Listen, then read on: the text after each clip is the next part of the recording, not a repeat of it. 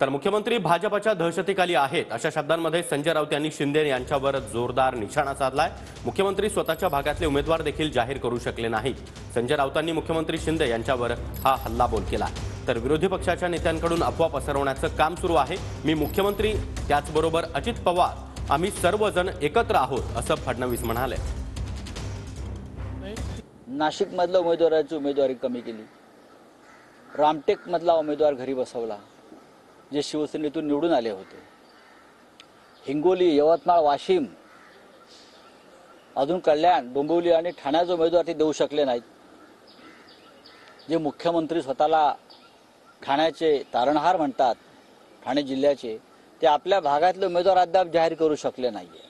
स्वतः मुख्यमंत्री दहशतीखाली आहेत भाजपच्या।